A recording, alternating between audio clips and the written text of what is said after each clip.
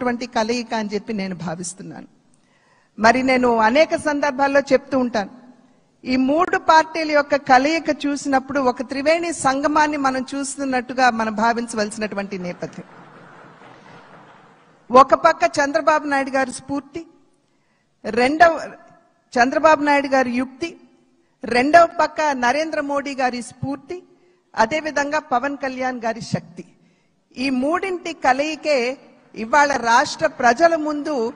ఈ యొక్క అలయన్స్ గా కూటమిగా ముందుకు వచ్చినటువంటి విషయాన్ని మనం అందరం కూడా గమనించవలసినటువంటి అవసరం చాలా ఉంది. ఇందాక చెప్పినట్లుగా ప్రజా సంక్షేమ పాలనని, సుపరిపాలనని ఏ విధంగా ప్రజలకు అందించాలి అనేటువంటి విషయం మీద దృష్టి పెడుతూ కక్షపూరితంగా ముందుకు వెళ్లకుండా మనం కూడా మన కార్యకర్తలకి తెలియజేస్తూ వారిని కూడా ఒకంత శాంతింపపరుస్తూ,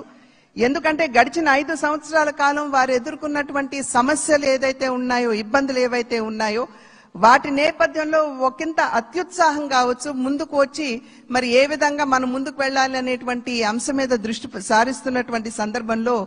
మనం సంయమనాన్ని పాటించడం మాత్రమే కాకుండా మన కార్యకర్తలు కూడా మనం సమయాన్ని పాటించవలసినటువంటి ఆవశ్యకతని వారందరికీ తెలియజేయవలసినటువంటి బాధ్యత మన మీద ఉన్నది అని చెప్పి తెలియజేస్తూ, ఏదైతే ఇప్పుడు సోదరులు పవన్ కళ్యాణ్ గారు మరి ప్రతిపాదించారో చంద్రబాబు నాయుడు గారిని మన నాయకుడు